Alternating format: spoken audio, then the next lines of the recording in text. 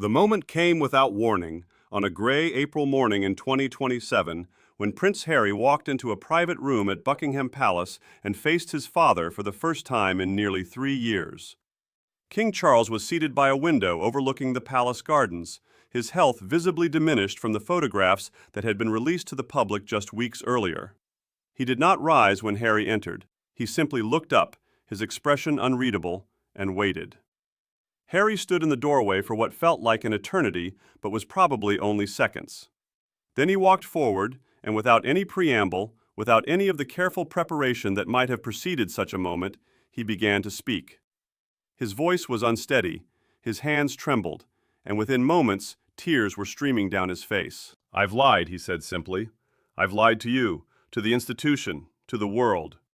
I've spent years defending someone who was fundamentally dishonest, and in doing so, I became dishonest myself.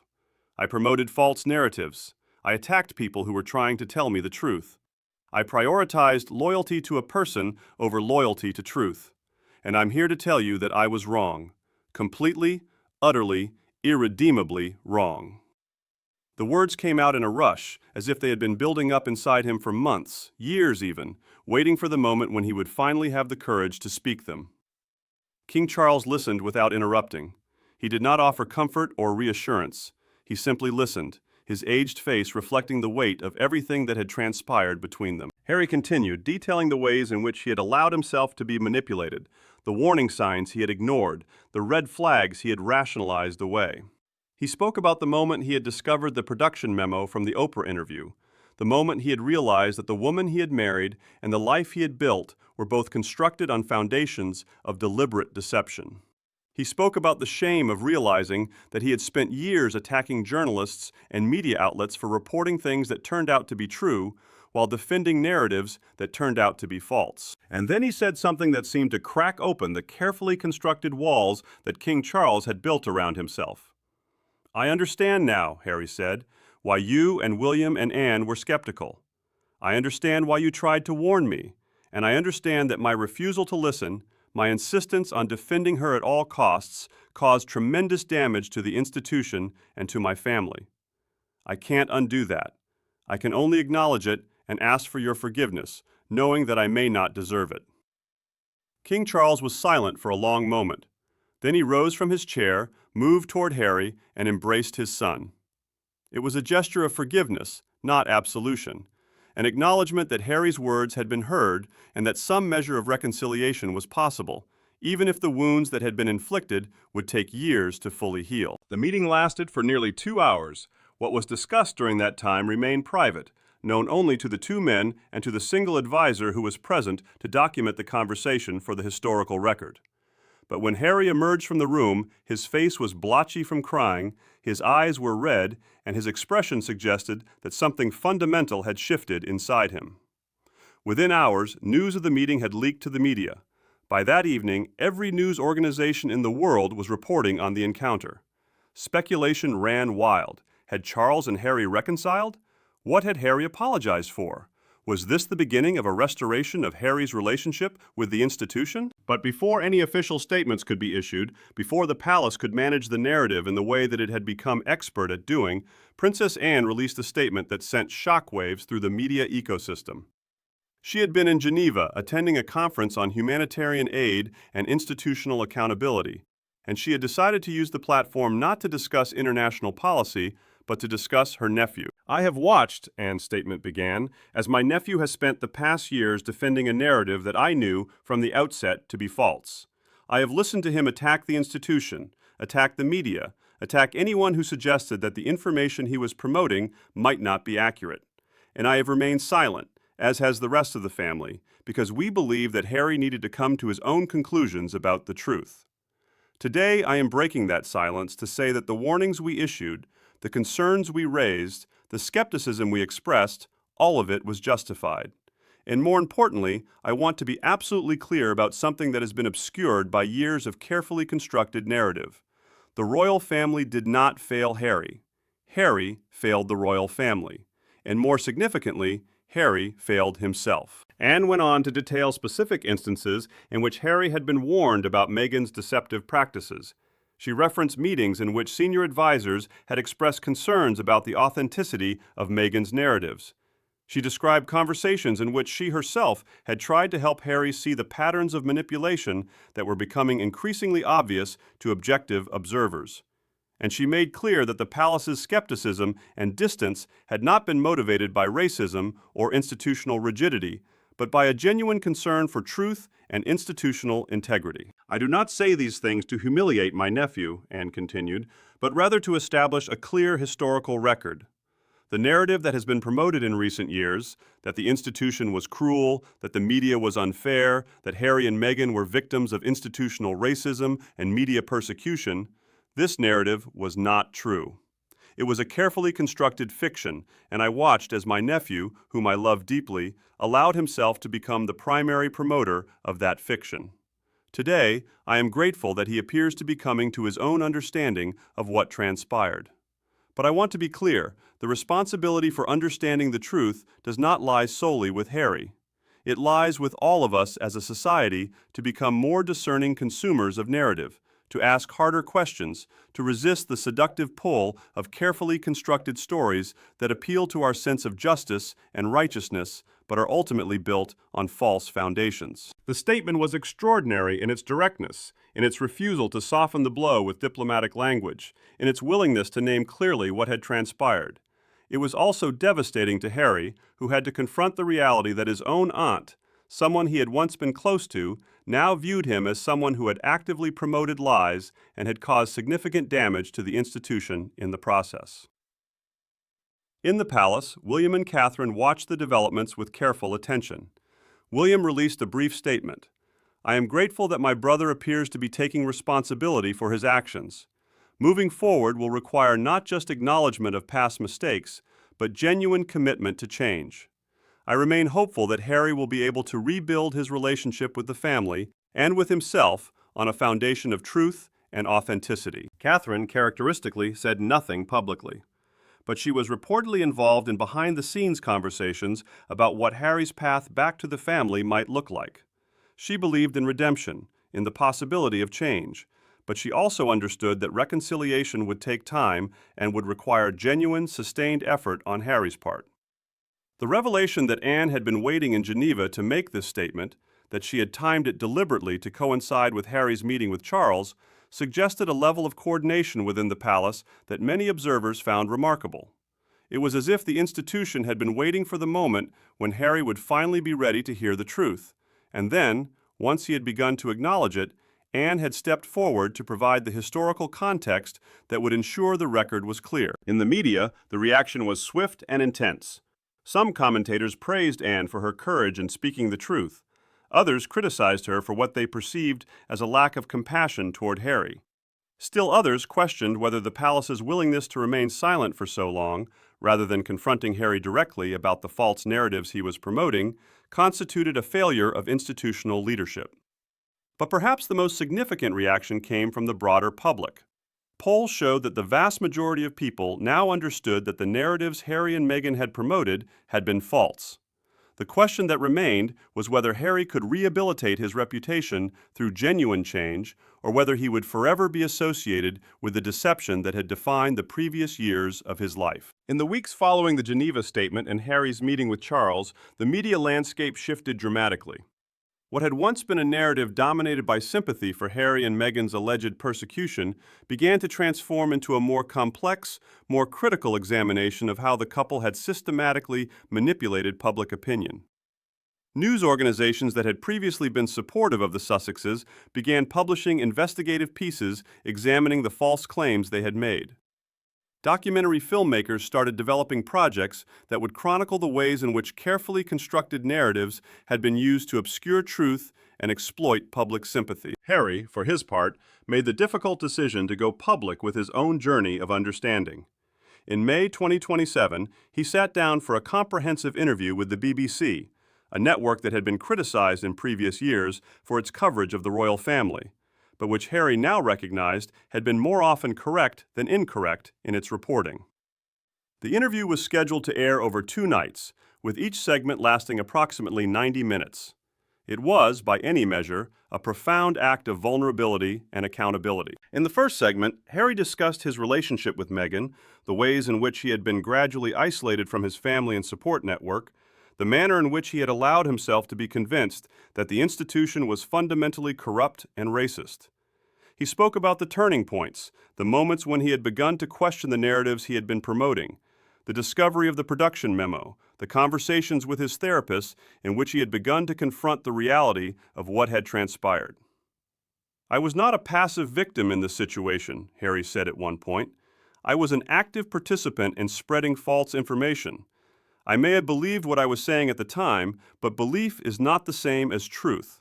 I promoted narratives that I had not verified, that I had not questioned, that I had accepted wholesale because they aligned with my emotional narrative about having been wronged. That was a catastrophic failure of judgment on my part." He discussed his father and the years of estrangement that had resulted from his refusal to listen to warnings about Meghan's behavior. "My father tried," Harry said, his voice breaking slightly. "He tried to warn me. He tried to help me see what was happening, and I rejected him. I told him he didn't understand, that he was being influenced by institutional bias, that he was prioritizing the crown over his son. And he was right all along. I was wrong." The interview was watched by over 300 million people globally. Social media erupted with commentary. Some people praised Harry for his honesty and vulnerability. Others questioned whether his admission of guilt was genuine or simply another carefully constructed performance designed to rehabilitate his image. Still others expressed anger at having been manipulated by his previous narratives and felt that no amount of apology could adequately address the damage that had been caused. But perhaps the most significant response came from the mental health community. Psychologists and therapists who watched the interview noted that Harry's willingness to acknowledge his own complicity in the deception, his refusal to present himself as a purely innocent victim, and his commitment to ongoing therapy and personal development suggested a genuine transformation. One prominent psychiatrist wrote an op-ed in The Guardian noting that Prince Harry's journey from denial to accountability to understanding represents a model of how people can move forward after being involved in or victimized by systems of deception. His honesty about his own role in promoting false narratives is rare and valuable. In the palace, the response was measured, but notably warmer than it had been in previous years. King Charles issued a statement saying, "I am proud of my son for his willingness to face difficult truths about himself and about the choices he has made. Accountability and genuine change are the foundations upon which relationships can be rebuilt. I remain hopeful about Harry's future and about the possibility of continued healing within our family." William's statement was similarly supportive, though somewhat more cautious. "My brother has taken an important step in acknowledging the impact of his choices on the family and the institution. Moving forward will require continued commitment to honesty and to rebuilding trust. I am willing to support that process." Catherine, in a remarkable gesture, reached out to Harry privately and invited him to bring Archie and Lilibet to Kensington Palace for an afternoon. The children had not seen their cousins in nearly 3 years, and the reunion was, by all accounts, emotional and meaningful. Photographs released by the palace showed the children playing together in the gardens, with Harry watching from a distance, his face reflecting a mixture of joy and sorrow at what had been lost and what might, perhaps, be recovered. Meanwhile, the question of what would happen to Meghan loomed over everything. She had remained silent in the aftermath of the Geneva Statement and Harry's BBC interview. She had not issued any response, had not attempted to defend herself, had not offered any counter-narrative. Instead, she had simply continued living her quiet life in upstate New York, working at a local nonprofit, attempting to exist outside the machinery of celebrity and media attention that had once been her entire world. But the legal pressures continued to mount. The class action lawsuits against her for fraud and misrepresentation were proceeding through the courts. The various settlements she had reached were becoming public knowledge, and each revelation added to the mounting evidence of her deception. By midsummer 2027, it was estimated that she had spent or committed over $60 million to settle various claims and lawsuits. Her financial situation, once seemingly secure, had become genuinely precarious. In early August, her lawyers approached Harry's legal team with a proposal. Would Harry be willing to settle the remaining financial disputes between them in a way that would allow both of them to move forward without continuing the costly process of litigation? Harry, showing the kind of magnanimity that suggested genuine transformation, agreed. He reached a settlement with Meghan that involved a substantial lump sum payment, but which also included a confidentiality clause that would prevent either of them from publicly discussing the other or the details of their marriage and separation. The settlement was significant not just for what it resolved, but for what it represented. Harry was, in effect, choosing to move on, to cease the process of publicly litigating the failures of his marriage, to allow Meghan to fade into obscurity without continuing the cycle of accusation and counter-accusation. It was a choice that many people found controversial. Some argued that Meghan should be held accountable in the court of public opinion indefinitely, that her deception was too significant to simply be allowed to disappear. Others praised Harry for his willingness to move beyond bitterness and toward genuine healing. In the palace, the settlement was viewed as another sign of Harry's genuine transformation.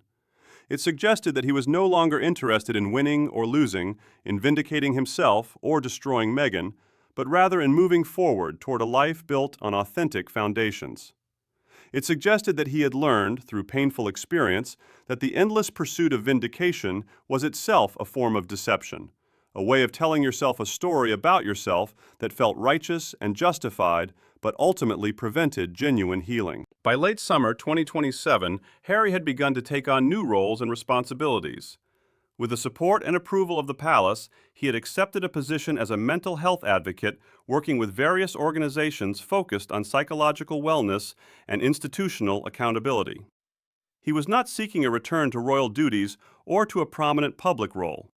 Instead, he was focusing on work that felt meaningful to him, that leveraged his experience and his hard-won understanding of the dangers of deception and the importance of authenticity. He was also, importantly, rebuilding his relationship with his children on new foundations. Rather than the carefully curated family moments that had characterized his life with Meghan, he was focused on simply being present with Archie and Lilibet, on helping them understand their place in the world not as children of celebrities or members of the royal family, but as individuals with their own identities and their own paths to forge. Princess Anne, in an interview in September 2027, reflected on the changes she had witnessed in her nephew. Harry has always had the capacity for genuine connection and authentic service, she said. What he needed to learn was that those capacities could not coexist with deception. He needed to understand that you cannot build a meaningful life on false foundations. I believe he understands that now, and I believe his path forward will be characterized by the kind of integrity that he lost sight of for a period of time. The question of Meghan's future remained largely unresolved. She had faded so completely from public view that many people had simply forgotten about her. The woman who had once commanded global attention, who had been the subject of endless media speculation and commentary, had become effectively invisible. She was working at a nonprofit organization that focused on community development and social services. She was living in a modest house in a small town. She was, by all accounts, living the kind of quiet, anonymous life that she had once claimed to want, but which she had never actually been willing to accept. Some observers noted the irony of her situation. She had spent years claiming that she wanted privacy and freedom from media scrutiny, and now she had finally achieved it, not through some triumph of will or through the realization of her stated vision, but through the complete and utter destruction of her credibility and her public persona.